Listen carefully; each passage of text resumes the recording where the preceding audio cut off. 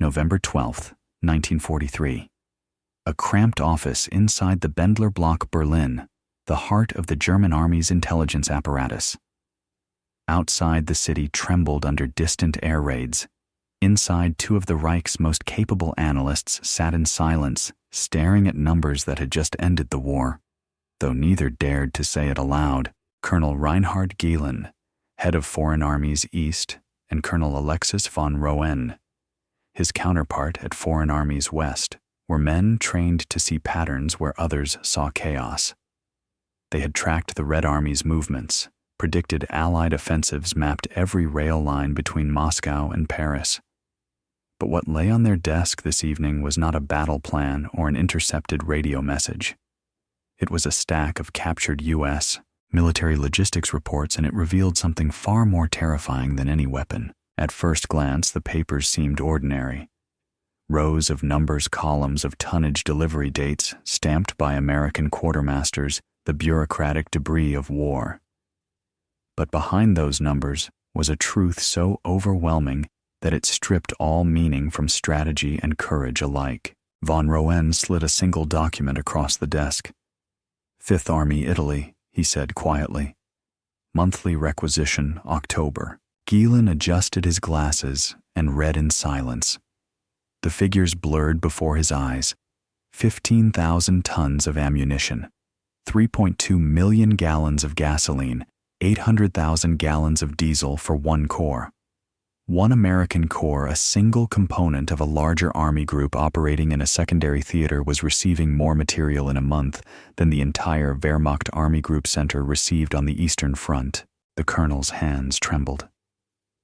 "This cannot be accurate," Gehlen whispered, his voice thin, almost pleading.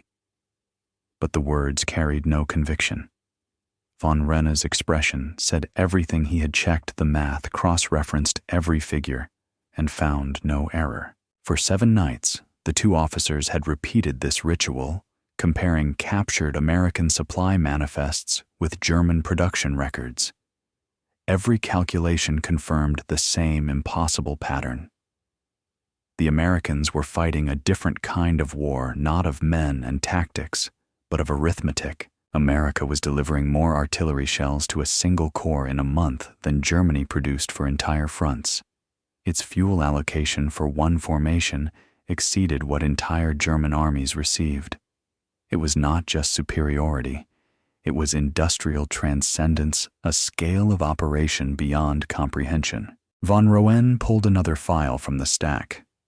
"Their corps in Italy," he said, "receives 800 new vehicles per month, replacements only. Not expansion. Replacement." He paused, letting the enormity sink in.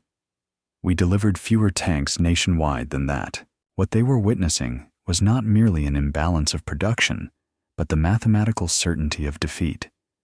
Germany was fighting against an equation it could not solve.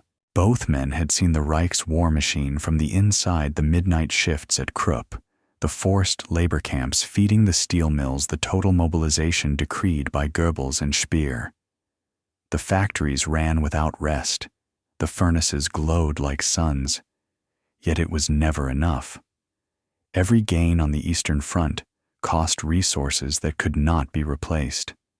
Every month, Allied production grew, while German reserves thinned, and still the Führer spoke of new wonder weapons of willpower and destiny. But in this office, destiny had already been calculated. Outside, the Reich's propaganda declared that victory was certain, that the American giant was clumsy, its soldiers untested, its society decadent. But here, in the heart of German intelligence, the truth was clear. The Americans had turned their economy into a weapon more powerful than any army. Gehlen leaned back, exhausted. "We have been fighting a nation that manufactures time," he said. "Every tank we destroy, they rebuild before the wreck cools." Von Roen nodded grimly. He had once believed that German discipline and training could overcome material inferiority. Now he saw that faith as delusion.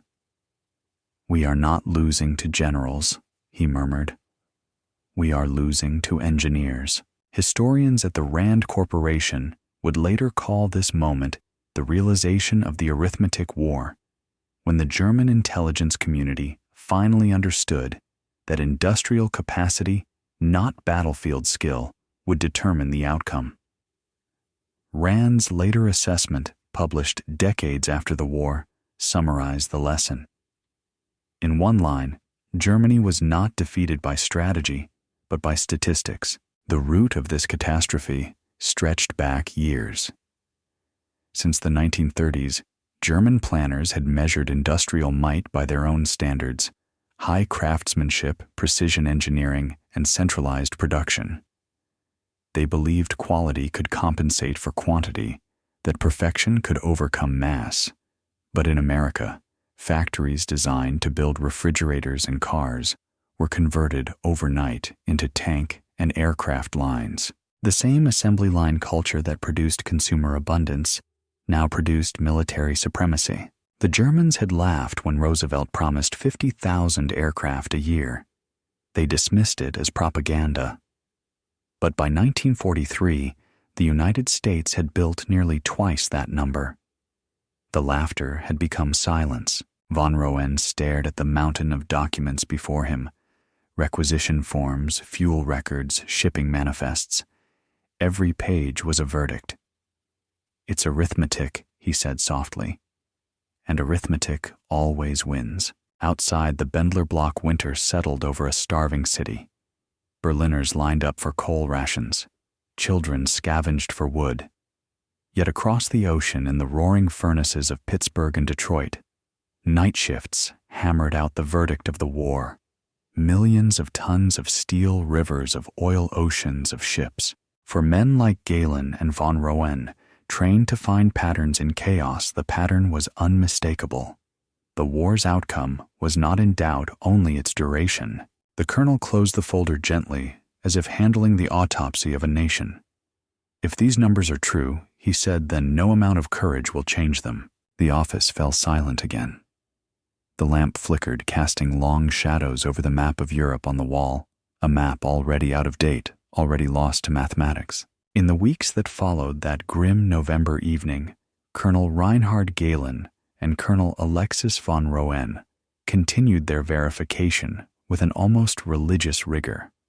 They were not men of ideology, but of evidence, and evidence now spoke with the voice of doom. The captured American logistics reports were not isolated anomalies. They were fragments of a system so vast and efficient that even when broken into pieces, the pattern remained unmistakable. As new shipments of captured documents arrived from Italy and North Africa, the analysts began constructing charts, graphs, and comparative ratios. For every German artillery shell produced, America produced 7. For every German truck, America produced 6. For every liter of fuel Germany refined, the United States produced 30. These were not differences of degree. They were differences of kind.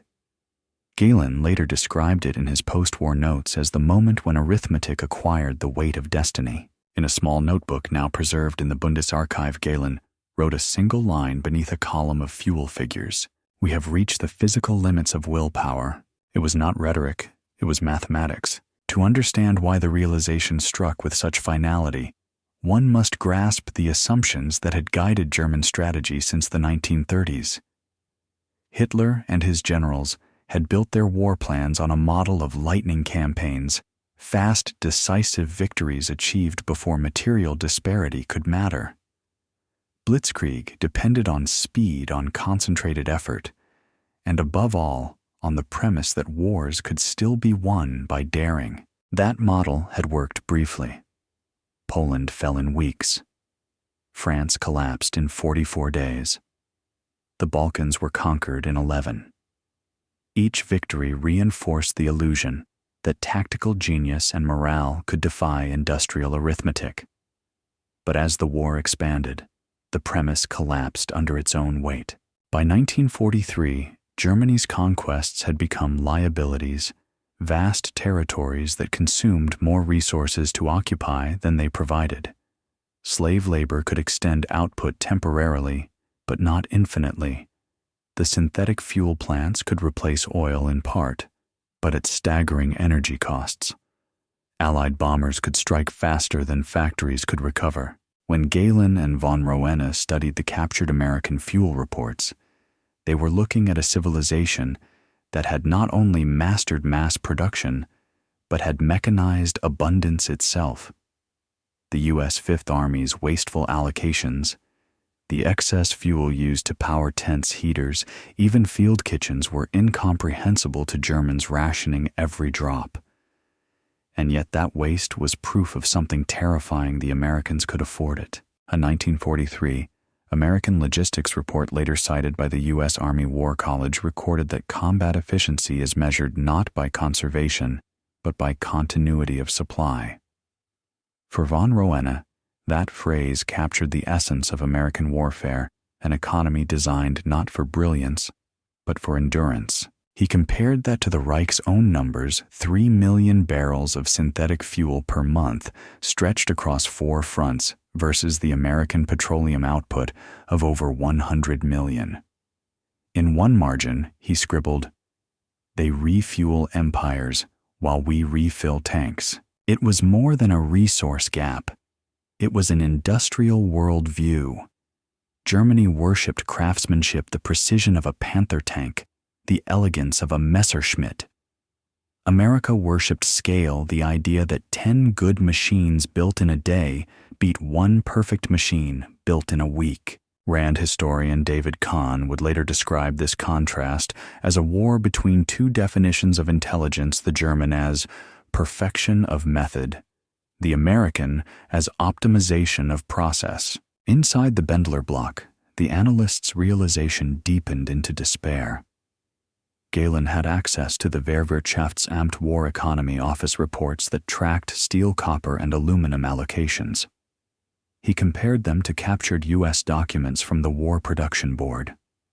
The results were staggering. In 1943, the U.S. produced 81 million tons of steel, Germany 30 million. U.S. aircraft output exceeded 85,000, Germany barely 20,000. U.S. truck production 620,000 units, Germany 100,000, many reserved for civilian or agricultural use. The numbers told a story no ideology could obscure.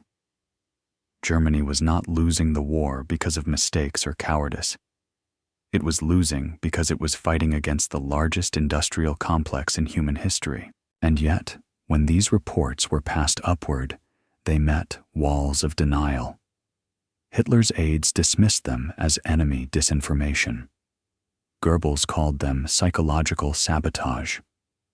Speer, though he knew the truth intimately, continued to report production gains to maintain the illusion of control. Von Roene noted bitterly in his private log, "We provide evidence. They provide speeches." But the evidence was relentless. Each new document from the front, each requisition form, each transport log confirmed that America's industrial advantage was not temporary. It was systemic. It ran through every artery of its economy. The analysts began to model the numbers mathematically. If the United States maintained current production levels, they calculated Germany would face a 5-1 disparity in tanks, 6-1 in trucks, 4-1 in aircraft by 1945. At those ratios, even flawless tactics would yield only delay, not salvation. For the first time, von Roene wrote in his analytical summary, "We are fighting not men, but capacity." Galen later recalled that moment as a kind of intellectual death. "It was not defeat that crushed us," he wrote, "but the understanding that defeat had already occurred, and we were merely documenting its progression." Outside Berlin, the air raid sirens wailed again. American bombers were now striking the Ruhr and Hamburg weekly. The same industrial precision that filled the supply forms now dropped explosives with identical efficiency. In Detroit, assembly lines produced bombers faster than the Luftwaffe could shoot them down. From Rand's later analysis, we know that by late 1943, American output of aircraft exceeded the combined production of Germany, Italy, and Japan. The sky, once a contest of skill, had become a contest of replacement rates, and replacement was the one contest the Reich could never win. Von Roen folded the captured documents into a single binder marked unwinnable. He wrote a single line beneath it, not for the record, but for history. Arithmetic has replaced strategy. He closed the file, exhaled, and looked at Galen. This, he said, is the real front line. By December 1943, the Bendler block had become less an office of intelligence and more an observatory of extinction. The men within its cold walls, professional analysts not fanatics, now understood they were cataloging the end of their own nation's war effort in real time. Every captured report, every statistic, every intercepted transmission only deepened that realization. Colonel Alexis von Roen and Colonel Reinhard Galen worked quietly through nights broken by sirens and the rumble of distant explosions. Above them, the British RAF and the American 8th Air Force were turning the Ruhr into dust, yet those very bombs confirmed the data on their desks. American aircraft production, Galen noted grimly, was faster than our anti-aircraft could shoot, faster than our factories could rebuild. He had begun to cross-reference German losses with Allied production figures. The mathematics formed a perfect, merciless rhythm. Every 10 German tanks destroyed 25 American tanks rolled off the line. Every 100 German aircraft lost 400 Allied replacements took flight. The attrition ratios were not combat results, they were manufacturing cycles. Von Roen began writing memoranda to the Oberkommando der Wehrmacht, the OKW, summarizing these trends. Each one was clear, dispassionate, and damning. The material situation, he wrote in one, has become a function of production capacity rather than military initiative. The enemy's logistical depth ensures indefinite endurance, but the reports were met with silence or scorn. Hitler's staff intercepted one of Galen's analyses and scrawled a note in the margin, "Pessimism disguised as mathematics." Within the insular world of Nazi command, arithmetic itself had become treason. To understand the scale of what these men were confronting, modern economists often cite a single ratio. By 1943, the United States accounted for 41% of the world's industrial output. Germany, even after seizing European industry, commanded barely 12%. Rand historian Martin Libicki later called it the first truly quantified war, a conflict in which production curves, not battle maps, determined destiny. Yet in Berlin, the leadership still clung to myths of willpower. "Numbers do not fight," Hitler told his generals in January 1944. "Men fight." Von Roen, reading that speech in the morning briefing, whispered to himself, "Men fight, but numbers decide." He and Galen dissected the captured U.S. logistics forms again, this time, not just for totals, but for patterns. They began to see the structure of an industrial ecosystem that had no precedent in history. One form listed 3.2 million gallons of gasoline issued to a single American corps in Italy. Another reported 847 replacement vehicles, trucks, jeeps, and tanks shipped in a single month, merely to sustain normal operations. To von Roen, these were not just numbers. They were proof of a civilization that had merged its economy with its military in perfect synchronization. He began comparing those logistics flows to Germany's own. Army Group Center on the Eastern Front, with nearly 600,000 men, received less fuel in a month than one American corps. Its divisions fought on rations that barely sustained mobility. When tanks ran dry, they were left as stationary guns. In one internal memo, von Roen wrote, "The Americans fight with motion, we fight with memory." Galen meanwhile turned to steal the element that defined the age. From Allied air reconnaissance and economic intelligence, he estimated that American foundries were producing 81 million tons annually, 3 times Germany's best effort. Even with slave labor-occupied factories and the total mobilization decreed by Speer, Germany could not raise output beyond 30 million tons. The war economy was burning itself out, consuming men and machines faster than it could replace them. At that same time, Allied bombing of Germany's Ruhr Valley reduced productivity by 40%. The analysts ran the numbers again. By mid-1944, the U.S. steel advantage would widen to nearly 4-1. From there, defeat was only a matter of calendar dates. Still, the leadership refused to listen. At briefings, Hitler dismissed data that contradicted his instincts.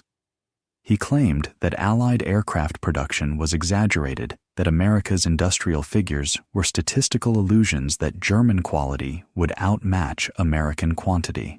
But the men who actually handled the numbers knew better. Through Swiss intermediaries, von Rohen received trade data showing American exports of copper, aluminum, and crude oil rising, even as war demands soared, a sign that the U.S. economy was expanding while fighting a global conflict. Germany, by contrast, had begun cannibalizing itself. Railways melted for armor plate church bells, requisitioned for bronze copper wiring stripped from bombed-out factories. Gehlen calculated that by late 1943, German industry was operating at 97% capacity. "We are at the ceiling," he noted dryly. "They are at the floor." The Americans had only begun to mobilize their reserves. The difference, Gehlen realized, was structural. The United States had spent the Great Depression building idle capacity factories that sat silent, but ready. The machinery was there. The workers existed. The energy grid sprawled across a continent. When Roosevelt called for rearmament, America simply flipped the switch. Germany had no switch left to flip. In one chilling passage in Gehlen's personal notes, he summarized the war's equation in 3 sentences. America's economy is multiplicative. Germany's is subtractive. They grow by building. We survive by consuming. The logic of defeat had become mathematical certainty, yet still, the officers continued their analysis not out of hope, but out of duty.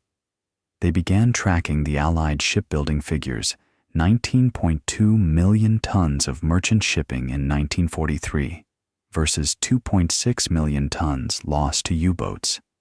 It was the final proof that the Battle of the Atlantic, the struggle Donitz, once called our last chance, was already lost.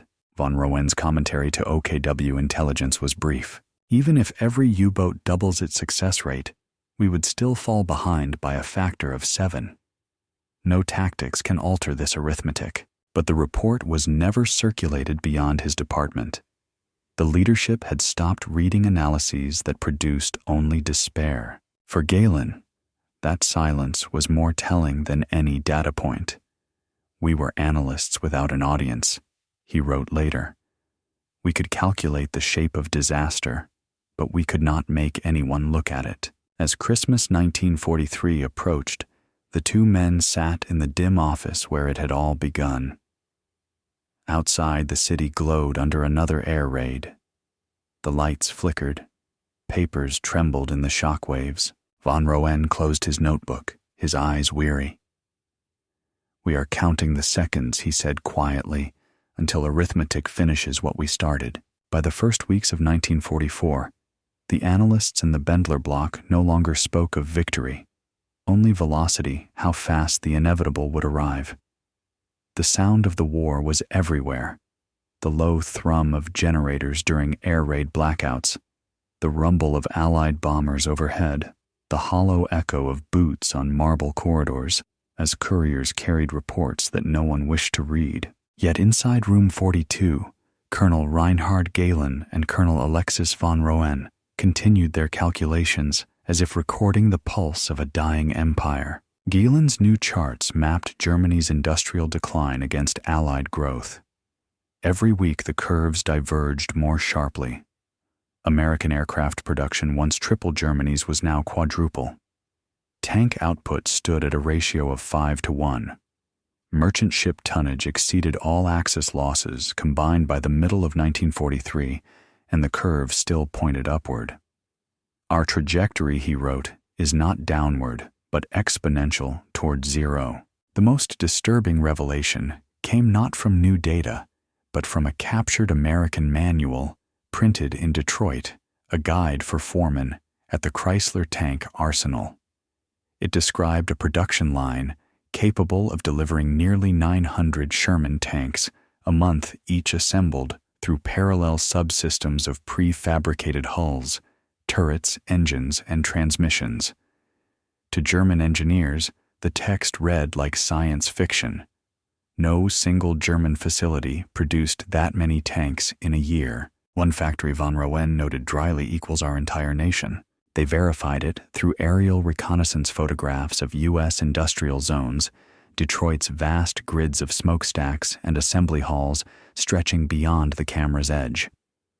Reports from neutral observers in Switzerland confirmed the scale night shift's triple crews, women and retirees filling every workstation. Rand analysts decades later would call this the mobilization miracle. But for Galen and von Ruena, it was simply an equation that rendered strategy irrelevant. Still, the analysts refused to accept intuition without proof. They compared serial numbers from captured tanks and jeeps, cross-referenced dates of manufacture, and used statistical sampling to estimate total production rates. The numbers matched the U.S. Army's own published claims almost perfectly. The war was not merely going badly. It was mathematically unwinnable. In one internal memo to OKH operations dated January 8, 1944, von Roen wrote, "A corps whose losses are replaced within 10 days fights a different kind of war than an army whose losses remain permanent. Tactical skill can delay defeat, but it cannot alter the gradient of attrition." The document was returned to him with a red stamp across the margin. Nicht vorlegen defeitistisch. Do not submit defeatist. Inside the Führer's headquarters, reports that contradicted ideological certainty were now filtered or destroyed. Hitler's speeches insisted that new weapons, the Me-262 jet, the V-1 flying bomb, the Type 21 U-boat, would reverse the tide. But even those promises could not disguise the arithmetic. Germany could build perhaps 1,000 jets before the war's end. America produced more than that number of conventional fighters every 2 weeks. The analysts calculated production in terms of time. Each German tank required about 3,000 labor hours, an American Sherman 1,000. Each German aircraft took 4,000, an American bomber 1,500. War had become a contest of labor minutes, and the Reich had already lost every hour. When Galen presented these findings to Albert Speer's ministry, a deputy listened in silence before remarking, "The Führer does not read numbers. He reads destiny."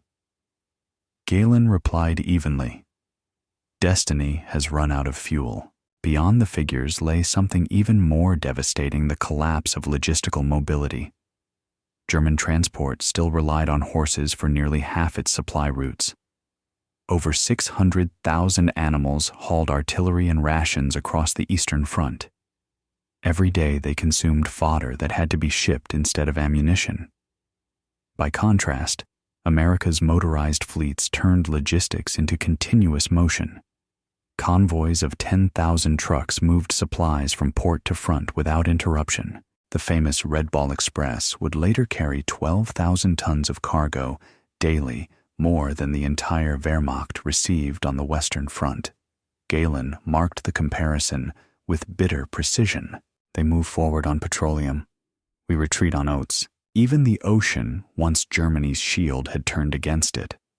U-boat commanders returning from patrols reported convoys larger than whole cities escorted by radar-equipped destroyers that never slept. Intelligence estimated that the United States had launched 19 million tons of merchant shipping in 1943, alone, a figure so colossal that von Roen recalculated it 3 times before accepting it. "They have conquered time itself," he murmured. "We cannot sink what they can rebuild in 40 days. Outside, Allied bombers turned night into flame. The analysts worked through air raid alarms papers weighted down by coffee cups as the building shuddered. Each detonation outside was an echo of the graphs on their desks, another data point, another confirmation. Germany was being erased by arithmetic made manifest in steel and fire. Yet even amid ruin, the two men clung to professionalism. They drafted a comprehensive report titled Über die industrielle Disparität zwischen den Kriegsparteien, on the industrial disparity between the warring powers. It concluded without emotion. Given current production differentials and resource depletion rates, total military collapse of the Reich is inevitable within 18 to 24 months, irrespective of tactical developments. When submitted through channels, the report vanished. No acknowledgement, no reply. Only silence. Later, historians at the Bundesarchiv would find a single surviving copy in Galen's post-war files, annotated in his handwriting, ignored. Accuracy, 97%. As February arrived, Berlin's streets filled with refugees from the east. The analysts watched them through the frost-covered windows. Women, children, soldiers on crutches, the living outcome of their own equations. These are our statistics, von Roen said quietly. Walking columns of data. Galen did not answer. He simply turned back to the table, drew another line on the chart, and watched it descend. The line represented output of synthetic fuel, now down 40% after Allied raids on Leuna and Pölitz. The curve would reach zero within months. He put down his pencil and whispered the sentence that would later appear in his memoirs. In 1944, the war ended in the factories, not on the front. March 1944. In the corridors of the Bendler block, the smell of wet plaster and smoke had become constant. The war was no longer at the front, it had entered the walls.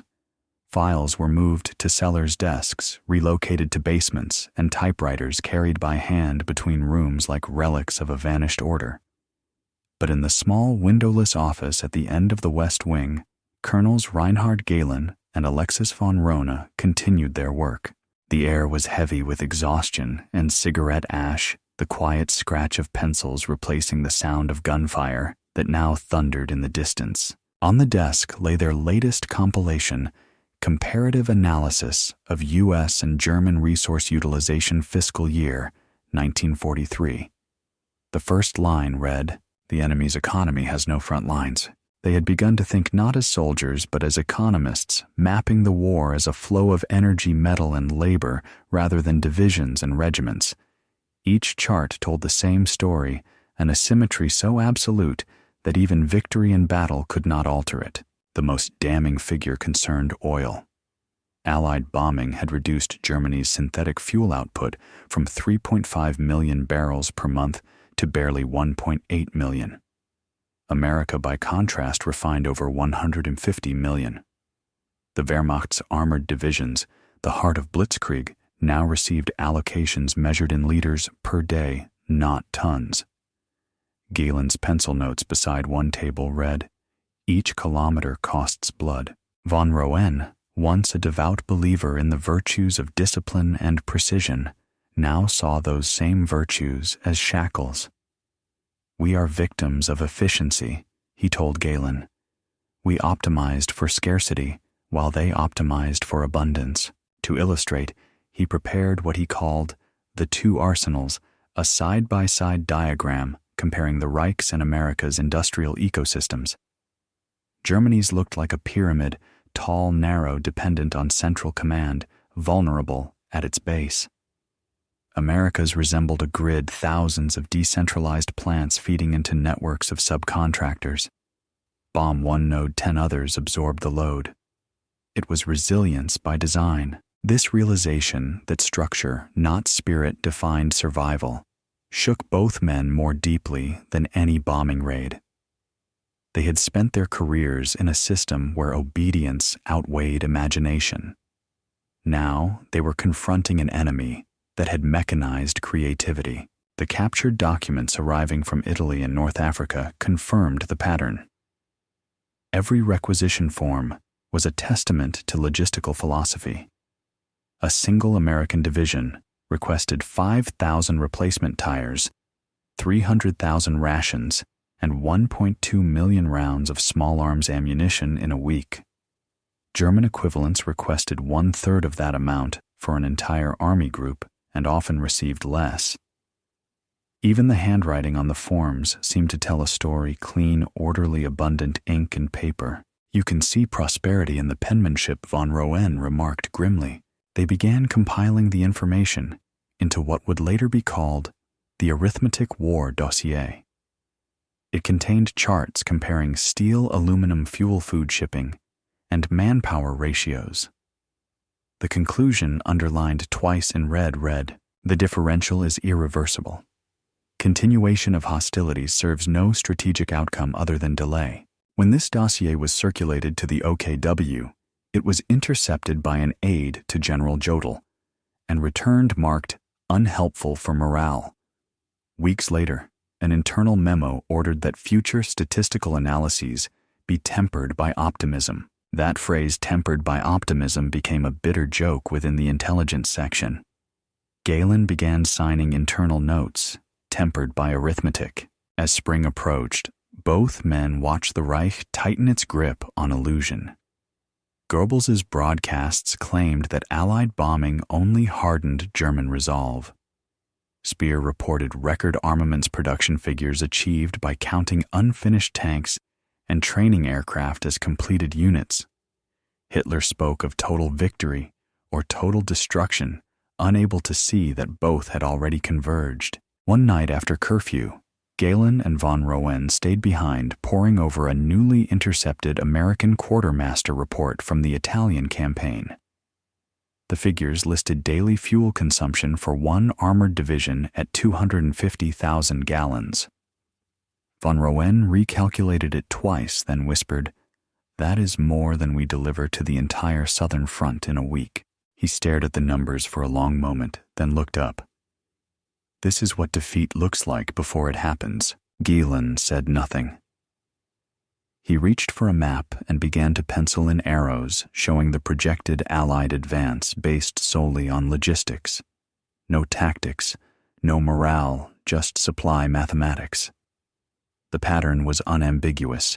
The Allies would reach the Rhine within a year. Decades later, Rand historian James Lacey would analyze these same documents and write, "By March 1944, German intelligence had achieved strategic foresight unmatched in modern warfare. They knew exactly when and why they would lose and were powerless to act. The impotence of that knowledge weighed heavily." Von Rona's correspondence from this period shows a tone of quiet fatalism. In one letter to his wife he wrote, "We work among ruins, measuring the speed of our own disappearance.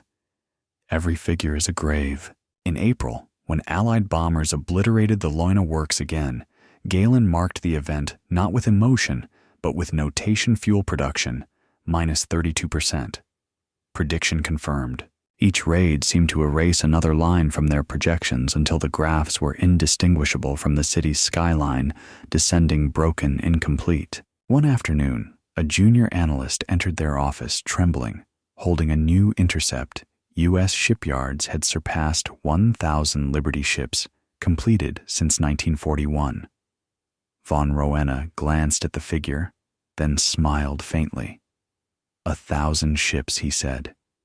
That is more than the number of submarines we have ever built. They are no longer winning the war, they are replacing it. That night, the power failed again. In the darkness, the two men sat by candlelight among piles of graphs and ledgers. Outside, anti-aircraft guns flickered like dying stars. "The tragedy," Galen murmured, "is not that we lacked courage. It is that we mistook courage for capacity." Von Roen nodded, eyes fixed on the trembling flame. "Arithmetic," he said quietly, "has no mercy, but it has truth." April 1944. The Bendler block's once orderly corridors had become a labyrinth of fear and whispers. Reports arrived burned at the edges, statistics written in pencil instead of ink to conserve supplies. Entire sections of the building were dark. The power grid could no longer support full illumination. Yet deep in the West Wing, Colonels Reinhard Galen and Alexis von Roena continued their ritual, measuring the collapse in numbers that only they seemed willing to read. On Galen's desk sat a single sheet marked Fuel Allocation May Forecast. The numbers were a death sentence disguised as arithmetic.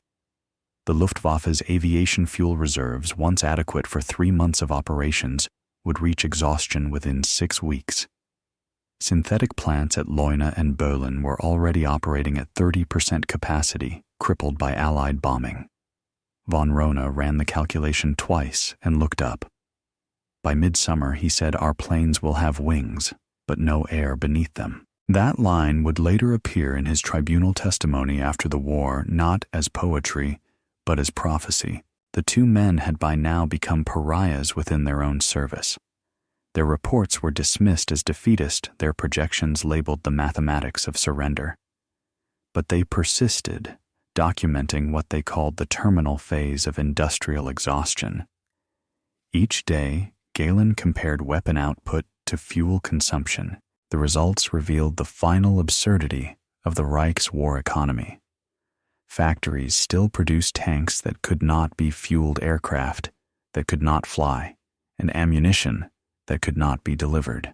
The entire machine was cannibalizing itself. Rand historian Paul Kennedy would later describe this period as the death spiral of rational planning.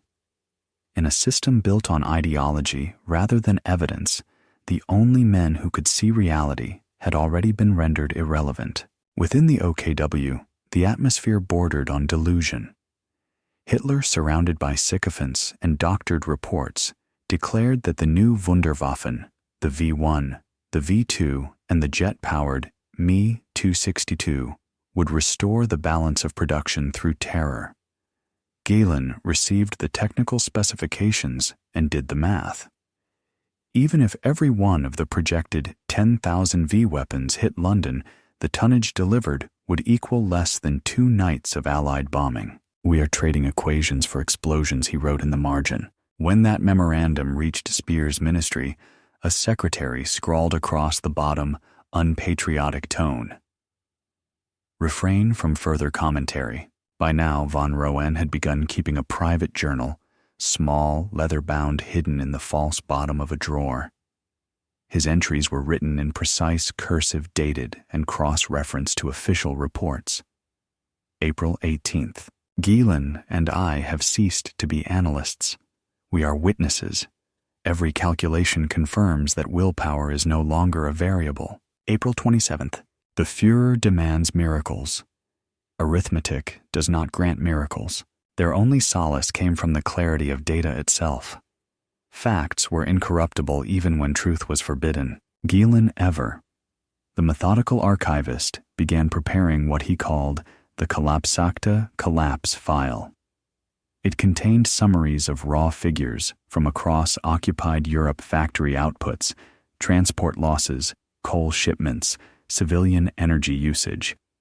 He plotted them on a single graph where every curve steel oil rail tonnage aircraft production converged towards zero between August and December 1944.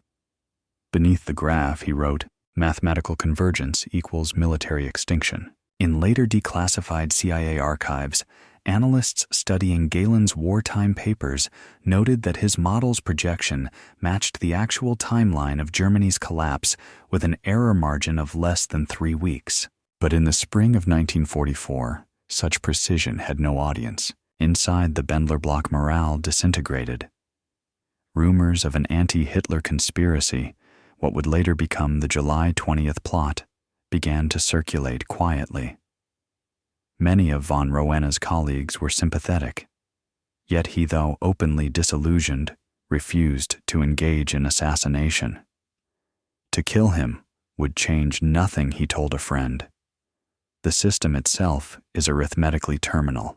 That statement would later be used against him. Meanwhile, Allied intelligence operating through ultra and aerial reconnaissance knew far more about Germany's industrial paralysis than most of the German command.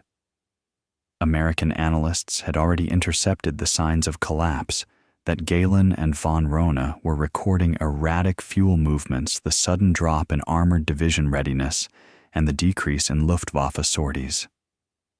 The Reich was disintegrating in visible increments like an equation approaching its asymptote. Still, Galen continued writing.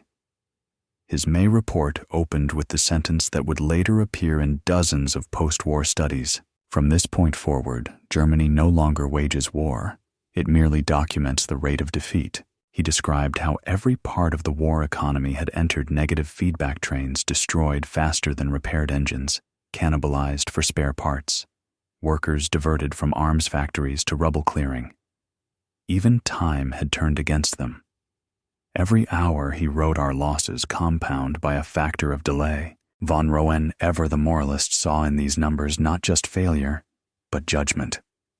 We are being measured, he told Galen one night, by the scale we built to weigh others. In June, D-Day began. When the first reports arrived of Allied landings in Normandy, the two men did not react with surprise. It was the logical outcome of throughput, Galen said. Their earlier charts had predicted precisely that month the moment when Allied shipping capacity, fuel reserves, and troop concentrations reached saturation. Strategy, von Rohen added, is just logistics with adjectives. Within weeks, the front in France collapsed, and the Wehrmacht's long retreat westward began. Yet still, the propaganda machine promised miracle weapons and final stands. The Bendler block analysts no longer believed in miracles. By July, the arithmetic had become theology. Hitler declared that faith will overcome material. Galen's rejoinder in his notes was cold and precise. Material is faith quantified. It was also that month that the bomb plot against Hitler failed. The Gestapo's purge followed swiftly. Officers suspected of defeatism were arrested by the hundreds. Von Rohen, who had known several conspirators and shared their despair, was among those taken. He was executed in October. Galen survived, barely dismissed from active intelligence duty, and sent to Bavaria to await what he already knew was inevitable. In his final Berlin notebook entry before leaving, he wrote a single line beneath a curve descending to zero. History is merely mathematics given time. August 1944. Berlin was hollow. The war machine that once seemed eternal now creaked like an old clock running on its last turns of the key. Entire sectors of the city stood dark even in daylight. Fuel was too precious for generators, glass too scarce for windows. In the Bendler block, where the July conspirators had been executed only weeks earlier, the offices of military intelligence were silent. Colonel Alexis von Rohen was gone hanged at Plötzensee prison for his association with the resistance, and his empty desk remained untouched. His coffee cup still sat there, a ring of dust frozen around it. Colonel Reinhard Galen worked alone now. The once busy room smelled of mold and stale air. He wrote by candlelight, the windows covered in tape to prevent shattering during raids. His subordinates had either been drafted to the front or arrested in the Gestapo purge.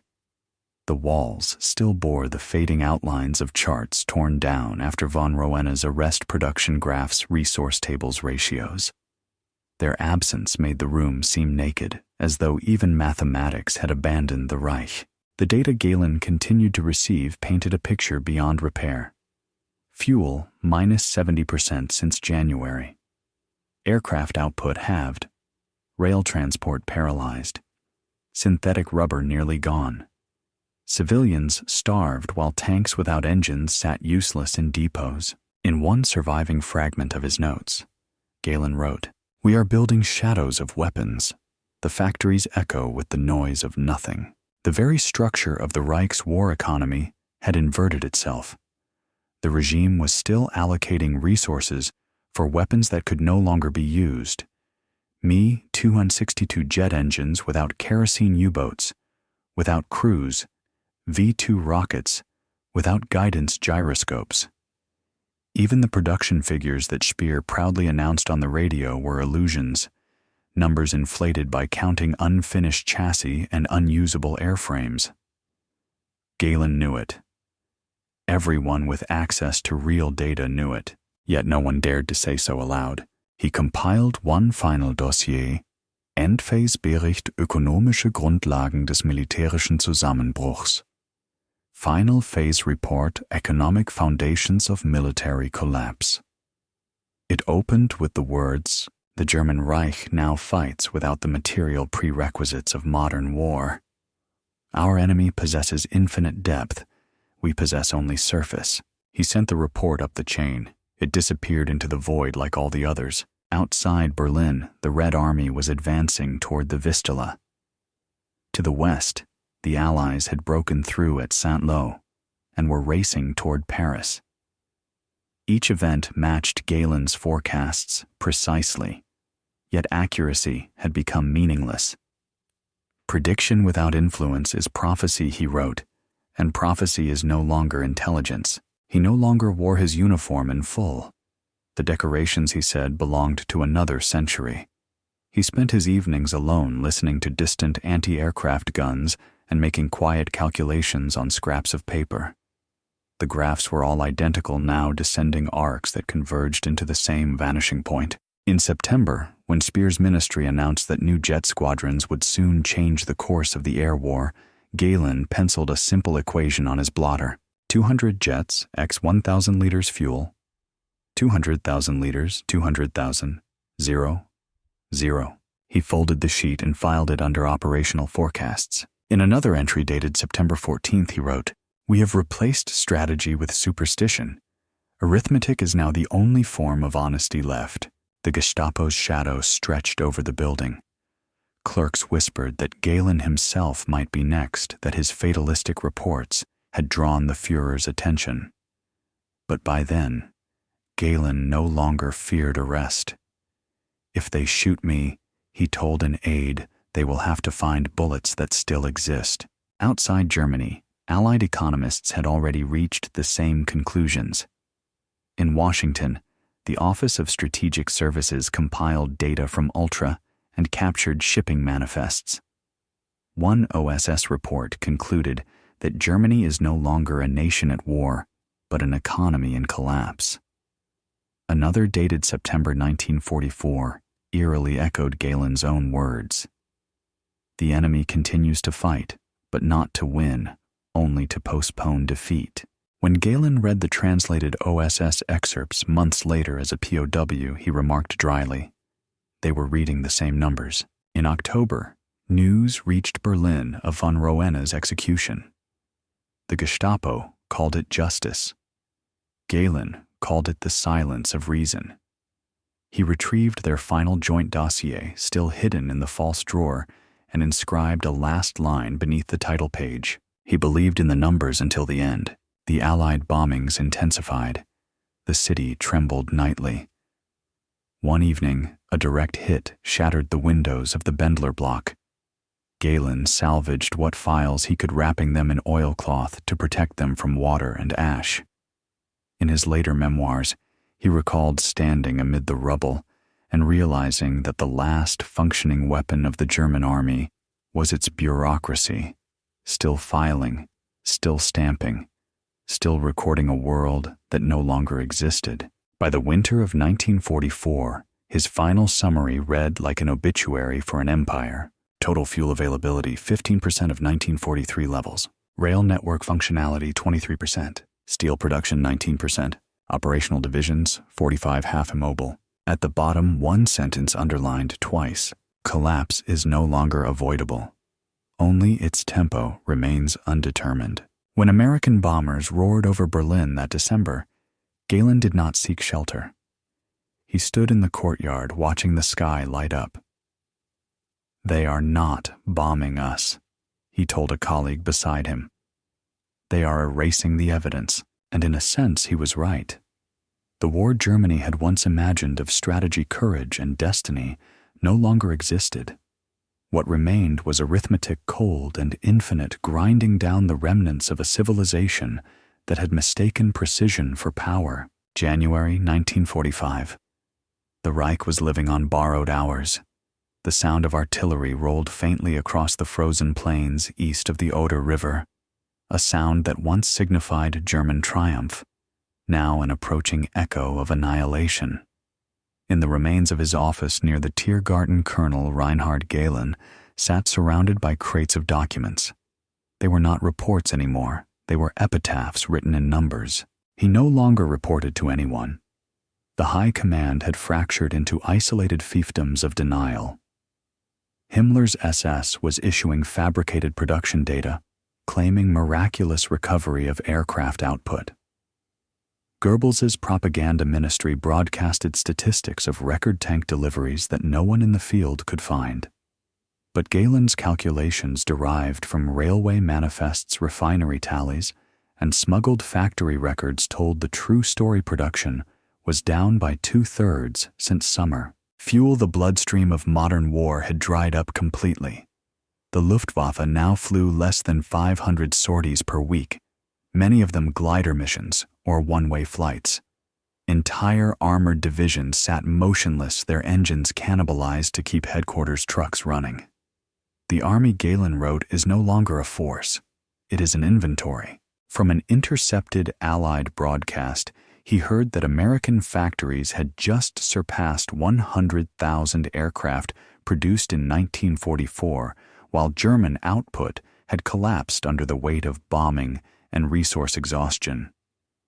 "We are now fighting with yesterday's weapons against tomorrow's enemy," he murmured. By mid-January, Soviet forces were less than 100 kilometers from Berlin. Galen's daily reports had become acts of self-preservation rather than communication. He reduced his staff to a skeleton crew of 2 clerks, both trusted men. Together, they microfilmed every chart and document relating to foreign armies east, sealing the reels in tin canisters and labeling them in code. His plan was simple: preserve truth in case civilization returned. Those microfilms, later found hidden in the Bavarian Alps, would become the foundation of West Germany's post-war intelligence service. But in early 1945, they were only relics of sanity amid the madness. The psychological collapse inside Berlin mirrored the mathematical one. Hitler, now confined to the Führer bunker, ranted about new divisions that did not exist and fuel reserves that existed only on paper. His generals, terrified to contradict him, pretended to believe. At staff meetings, maps were filled with ghost armies, supply lines drawn to empty depots. Galen's name was whispered as a defeatist. He knew better than to speak openly. When the numbers contradict the faith, he told one aide, faith devours the numbers. Yet he kept writing not for them, but for history. His February report, now partially preserved in Allied archives, read like a scientific autopsy of a dying state. The nation's economic metabolism has ceased. Synthetic fuel production stands at 5% of 1943 levels. Rail transport between the Ruhr and Berlin is functionally destroyed. Steel production is negligible. Army formations are no longer resupplied by plan, but by scavenging. He ended that report with a single line: war continues only through bureaucratic inertia. At night, he walked the streets of Berlin, where entire districts lay in ruins. The people moved like shadows, women pushing carts of firewood through snow, children carrying tin buckets of water from broken mains. In one bombed-out plaza, Galen stopped and watched a group of civilians dismantle a wrecked Panther tank for scrap. The irony was too perfect: Germany's most feared weapon reduced to firewood and stove metal. By March, Allied bombers ruled the sky completely. The last fragments of the Luftwaffe were burning on the ground. Yet in the bunker beneath the Reich Chancellery, Hitler's inner circle issued orders for offensives that could not be supplied, using fuel that no longer existed. "They are commanding ghosts," Galen wrote in his notebook. It was during this time that he made a fateful decision. He began preparing for surrender, not to Germany's superiors, but to its enemies. He reasoned that only by aligning with the Americans could he ensure that the truth of German intelligence, particularly their extensive data on the Soviet Union, would survive the collapse. "If I deliver knowledge, not loyalty, I might yet preserve Germany's memory," he confided to one of his aides. On March 20th, he loaded the last of the microfilm canisters into wooden crates. Each was labeled Topographical Studies Bavaria, a false title to disguise their true contents. That night, he ordered his men to transport the crates south under civilian cover. They traveled by truck and then on foot through forests and bombed roads heading for the mountains. In those final weeks, even numbers lost their meaning. Coal output fell to zero, rail schedules ceased, production reports went blank. The statistical machine that had once defined Germany's precision was gone, replaced by silence. The arithmetic has ended, Galen wrote. Now comes entropy. Meanwhile, the Soviet advance accelerated. In April, the Red Army reached the outskirts of Berlin. Within days, the city was encircled. In the bunker, Hitler issued his last delusional orders, then took his life on April 30th. When news reached Galen in Bavaria, he felt no emotion, only confirmation. The equation, he told a companion, has reached zero. He buried the microfilm canisters in a clearing near Tegernsee, marking the location on a hand-drawn map. Then he waited. For 2 weeks, he and his remaining aides lived off potatoes and ration scraps, listening to the distant rumble of artillery fade and return. On May 7, 1945, word arrived. Germany had surrendered unconditionally. The numbers had finally spoken. In his later writings, Galen described that day without triumph or despair. Defeat was not the result of battle, but of calculation. We were conquered by the ledger, not the sword. The war was over, not by strategy or negotiation, but by the simple exhaustion of arithmetic. The factories were silent, the fuel gone, the railways cold. The empire that once measured its destiny in tanks and tonnage now existed only as a sum of zeros. May 1945. Silence spread across Germany like an occupying army. The roar of artillery had faded. In its place came the hum of Allied trucks, the shuffle of refugees, and the echo of emptiness in factories that had once worked without pause. For Colonel Reinhard Galen, hidden among the green slopes of Bavaria, the war was no longer a matter of orders and operations. It was an equation solved to its final term. When the surrender was announced, he made no gesture, no salute. He simply folded his last report, placed it inside a weatherproof tin, and sealed it. Its title read, Endzustand, die Arithmetik des Untergangs, Final State, the Arithmetic of Collapse. Within it, he summarized what he had witnessed. The German state ceased functioning as an industrial organism before its armies were defeated. Its productive metabolism ended. The remainder was inertia, prolonged by propaganda. It was not self-pity, it was diagnosis. He had measured line by line how an empire that once built on precision engineering and discipline had suffocated beneath its own mathematics. For several weeks after surrender, Galen remained in the Alpine foothills waiting for American patrols. His decision to surrender was deliberate, not desperate. He knew that the Soviets were approaching from the east, and that his vast intelligence archive, tens of thousands of microfilmed pages detailing the Red Army's structure, was now his most valuable weapon. Not against the Allies, but for survival. On May 22nd, a U.S. Army intelligence unit located him near Fischhausen. When questioned, he introduced himself not as a Nazi officer, but as an archivist of the East. He offered his files maps, production charts, and thousands of detailed assessments of Soviet military strength. The Americans, recognizing the value, immediately transferred him to headquarters for interrogation. In one transcript preserved in U.S. archives, a counterintelligence officer asked him bluntly, "Why did you preserve this for ideology?" "For truth," Galen replied. Ideology lost its value when the numbers turned against it. He was flown to Washington under Operation Rusty, later debriefed by OSS analysts who would become the architects of the CIA. They listened as he explained in precise English how Germany's defeat had not been the product of moral collapse or battlefield failure, but of arithmetic. Galen's calm logic stunned his interrogators. He described how Germany's 1943 industrial statistics predicted total collapse within 24 months, exactly matching the war's timeline. He explained how the captured American supply documents in Italy had revealed a logistics scale so vast that no tactical skill could compensate for it. Arithmetic always wins, he repeated, because it is indifferent to courage. His mastery of Soviet military data made him indispensable.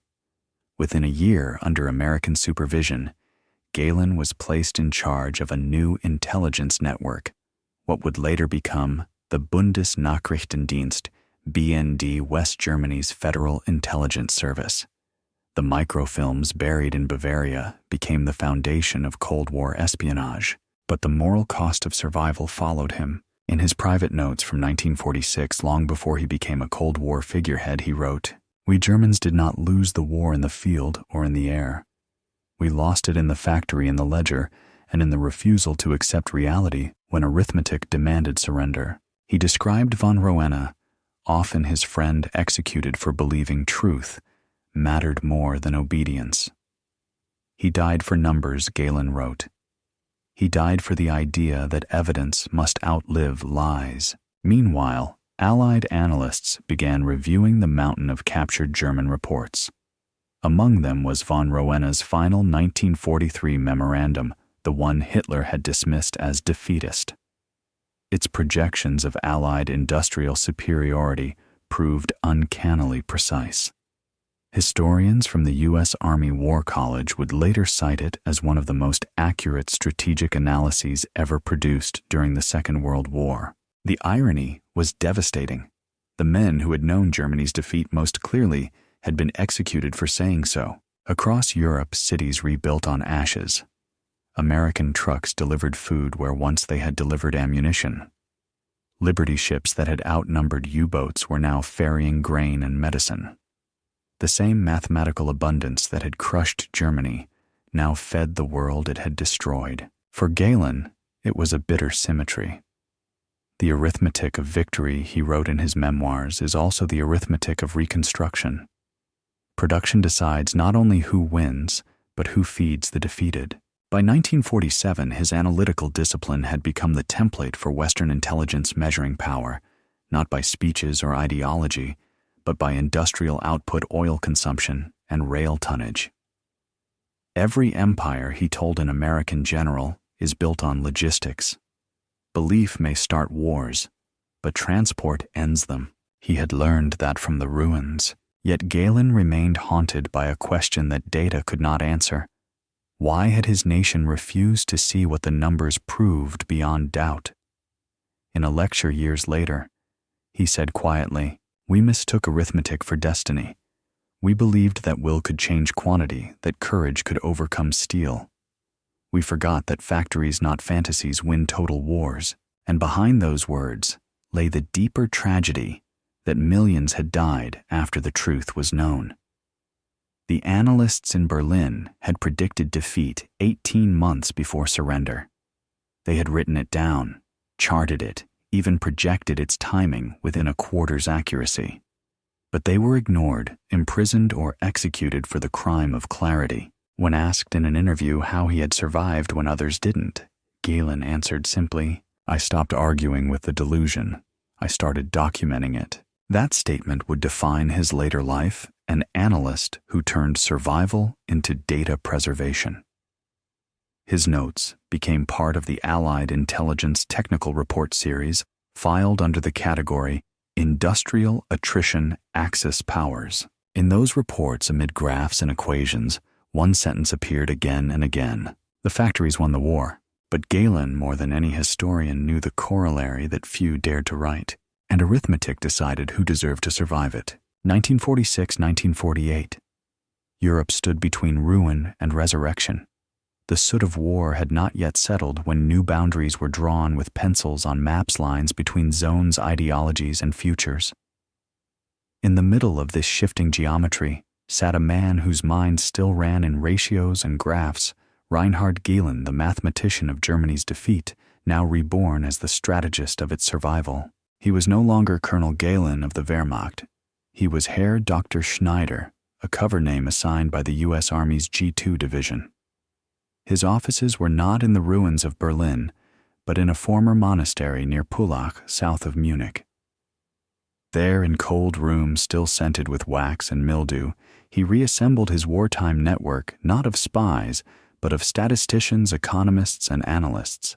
The Americans had given him a mission map the Soviet Union's industrial capacity as thoroughly as he had once mapped the West's. It was an irony too vast to ignore. The same arithmetic that had destroyed Germany would now serve to contain its conqueror. The Gehlen Organization, as it came to be called, operated under the quiet sponsorship of the Office of Strategic Services, later the CIA. Its early files bore the same analytic precision as his wartime reports graphs of Soviet rail density oil field output and tank production curves.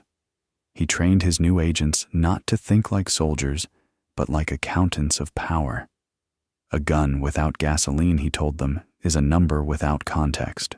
To his American handlers, Gehlen was invaluable. To many Germans, he was a ghost, a man who had outlived the ideology that created him. At Nuremberg, his name appeared briefly in witness lists, but was struck off. His crimes were analytical, not moral, and the Allies needed his knowledge more than his punishment. He was a realist among fanatics, one OSS officer later said.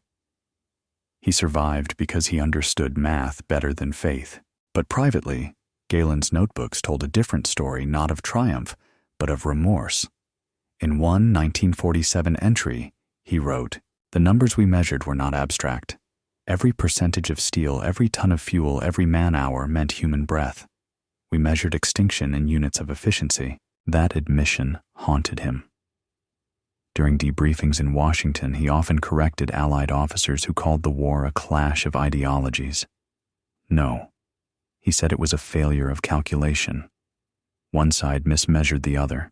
That was all. By 1948, as the Marshall Plan poured billions into rebuilding Western Europe, Gehlen watched the graphs rise again, steel-coal energy trade the same metrics that had once foretold Germany's death, now marking its resurrection. Yet he saw danger in the symmetry. Industrial power is amoral, he warned. It obeys only the arithmetic of capacity. The Americans nodded, but rarely listened. The Cold War was accelerating. The new contest was already statistical megatons, warheads divisions. Washington's analysts built entire forecasts using Gehlen's logic that victory in modern war would belong to whoever produced faster, not whoever fought better. His wartime insight that arithmetic always wins became policy. Still inside the monastery-turned-headquarters, he remained haunted by the question that had followed him since 1943. When does a number stop being truth and start becoming fate? He surrounded himself with ledgers and maps, as if the act of measuring might somehow redeem the past. But in private correspondence, he confessed the opposite. "We built a world that worships the measurable," he wrote to an American colleague, "and in doing so, we lost sight of what cannot be counted." By 1949, Germany had split. The Bundesrepublik in the West was a fledgling democracy guarded by American tanks. The East, a Soviet satellite sustained by the same industrial apparatus that had once fueled the Wehrmacht. The Cold War's front line ran through the same lands that had seen Germany's surrender only 4 years before. Gehlen's organization, now integrated into the new Federal Republic, became the nucleus of the BND West Germany's intelligence service. The Americans handed him the title of president. Yet the irony persisted. The man who had mathematically proved Germany's defeat now guarded its fragile rebirth with the same methods. In a 1951 lecture to NATO analysts, Gehlen summarized what he called the law of industrial war. In modern conflict, the victor is not the braver, but the broader the side whose productive base can absorb error loss and time. Tactics win moments. Factories win years. His audience applauded. But as he stepped off stage, an aide heard him whisper, "And factories also erase guilt." Because Galen knew what others preferred to forget, that Germany's industrial mobilization had thrived on slave labor and exploitation, that every ratio he had once recorded was built upon suffering. His cold arithmetic, once detached and pure, now seemed soaked in human cost. In 1954, while testifying before a parliamentary inquiry into wartime intelligence, he was asked whether he had ever tried to warn Hitler personally of the mathematical impossibility of victory. He replied without hesitation, "Numbers cannot argue with faith." A silence followed, and someone noted later that Galen's voice trembled for the first time in public. As the decade turned, the ruins of Germany disappeared beneath new concrete, new cars, new smoke. The numbers climbed again, almost eerily familiar. Steel output 18 million tons. Energy consumption record highs. Exports exponential. The very arithmetic that had once foretold destruction now defined prosperity. Economists called it the Wirtschaftswunder, the economic miracle. Galen called it something else in a private memo to his deputy, a resurrection built on the same equations. The world had moved on. But in quiet hours, he still reread von Roena's final report, the one that had cost his friend his life. He kept it locked in a drawer beside a faded photograph of the two men standing by a map table in 1943. On the back, von Roena had written, "Truth has no uniform." For Galen, that phrase became the closing line of his memoirs. In it, he reflected that wars between industrial powers were no longer fought for territory or ideology, but for throughput, for the capacity to convert natural resources into endurance.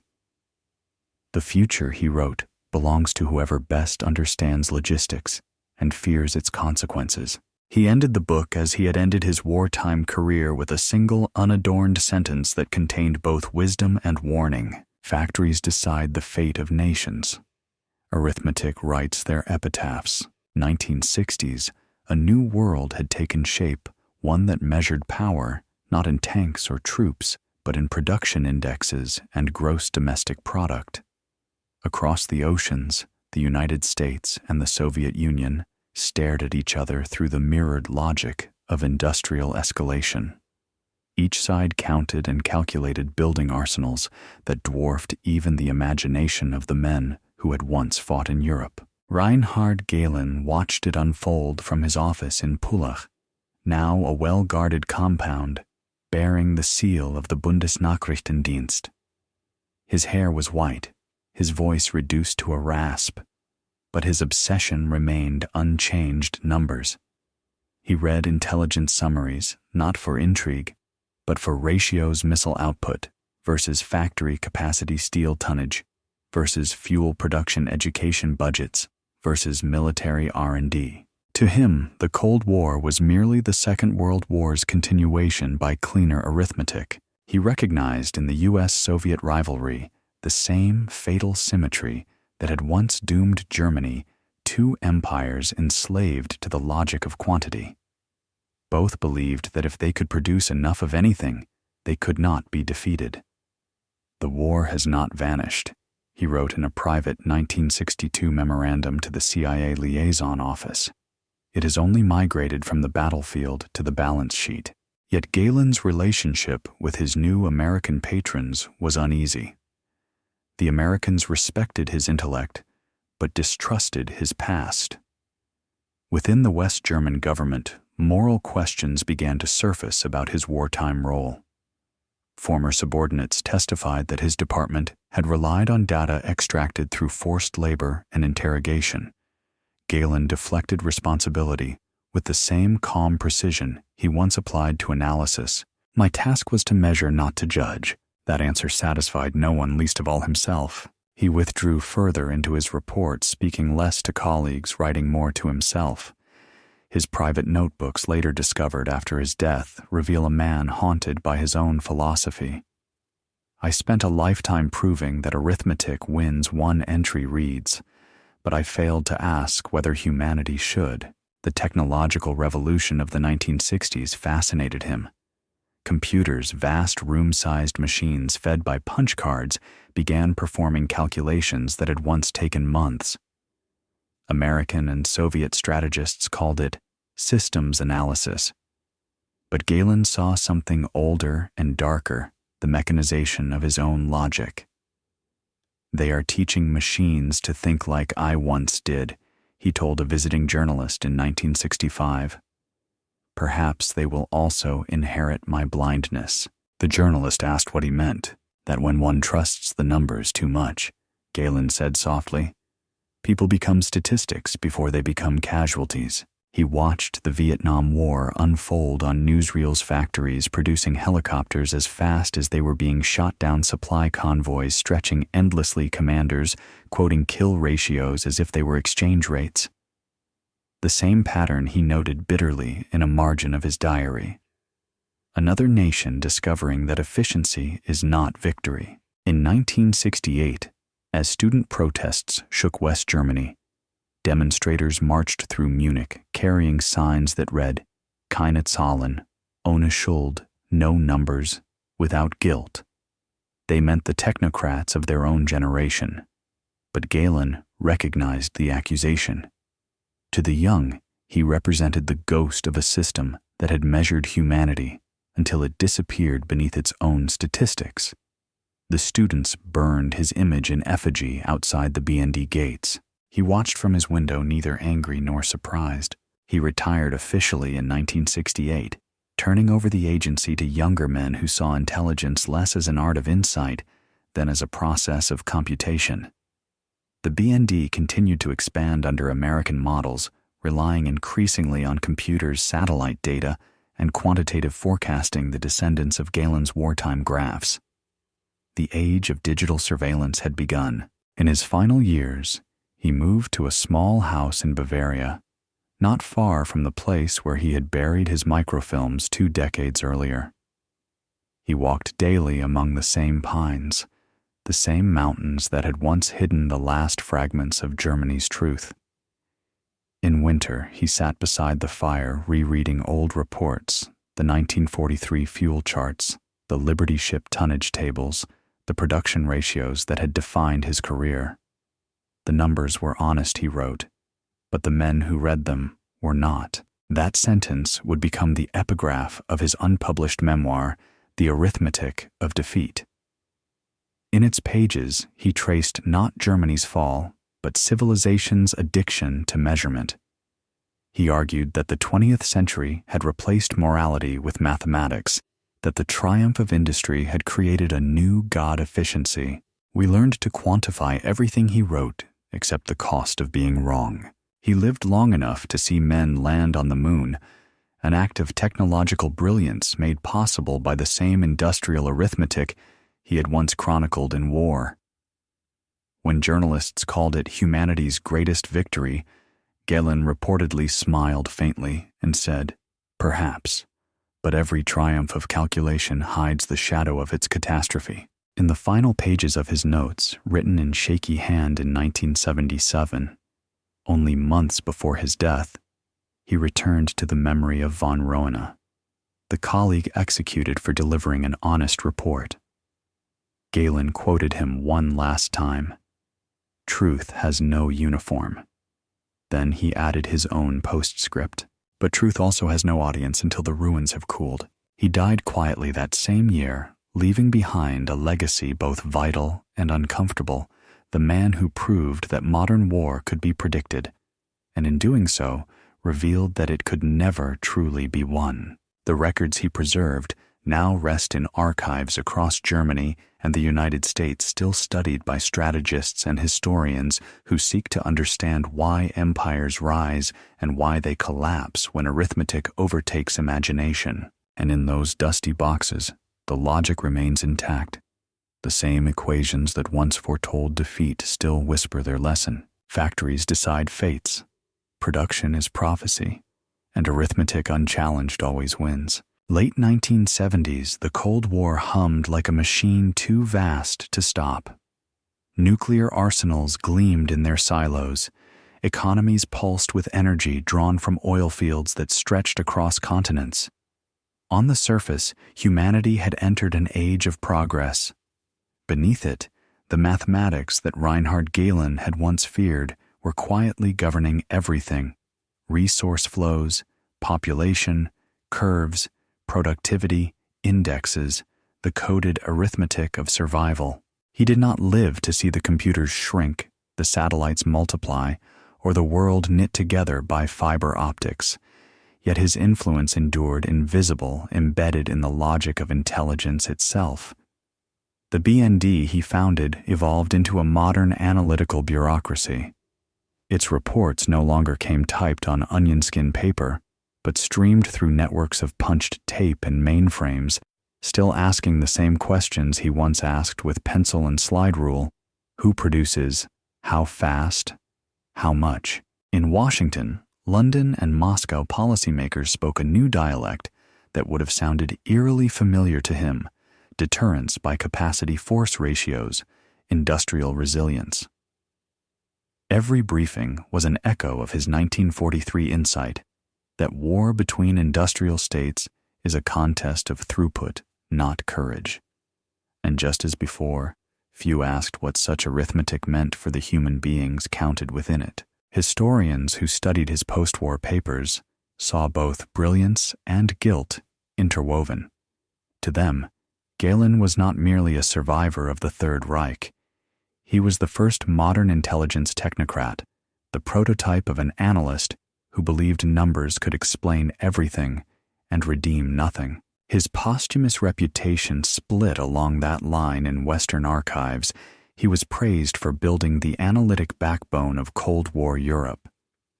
In moral histories, he appeared as a warning, the man who made precision a substitute for conscience. By the 1980s, as microprocessors replaced ledgers, the old arithmetic of war had become digital. Computers calculated trajectories for missiles, optimized supply chains, even modeled potential conflicts decades in advance. The technology that promised efficiency also resurrected Gehlen's ghost. Strategic planners spoke of data supremacy, an empire built not on steel, but on information. Knowledge is the new oil, they said, as though the lesson of 1943 had simply changed medium, not meaning. A few philosophers noticed the pattern. In a 1982 essay published in Foreign Affairs, political theorist Hans Morgenthau wrote, "Modern civilization has turned Gehlen's arithmetic into ideology. We no longer fear the factory as weapon because we have made the algorithm our battlefield."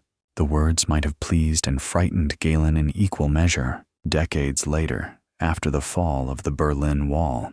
When German reunification seemed to erase the scars of division, archivists reopened the sealed boxes from Pullach, his original wartime and early Cold War files. Inside were the familiar curves and charts, the same unbroken logic lines of production ratios, of attrition, estimates of survival. One archivist described the experience as reading prophecy written in algebra. Among those papers lay a yellowed page unsigned but unmistakably his handwriting. If arithmetic wins wars, then peace depends on learning when not to count. That note, brief and almost philosophical, was dated 1963. It suggested that Gehlen, in his later years, had finally glimpsed the paradox he had spent his life defining, that the more perfectly one measures human power, the more one risks reducing humanity itself to measurement. Today in think tanks and war colleges, his name is rarely mentioned yet. His equations endure in every spreadsheet predicting supply chains, every simulation modeling conflict, every algorithm forecasting GDP and risk. The arithmetic has evolved, but not changed. It still whispers the same warning that echoed through the Bendler block in 1943. Industrial capacity determines destiny, and perhaps that is why his story continues to matter, because it is not only about Germany or even about war. It is about civilization's addiction to quantification, the belief that everything meaningful can be weighed, graphed, or optimized. The tragedy Galen documented was not merely the fall of a regime, but the victory of a worldview where numbers replaced judgment and calculation replaced wisdom. The final line of his unpublished manuscript, discovered years after his death, captures this haunting clarity. When the world learned that arithmetic always wins, it also forgot that arithmetic cannot forgive. The line stands as both epitaph and warning, a summation of a century where truth was measured in tonnage and where one man's meticulous analysis proved too accurate to be heard.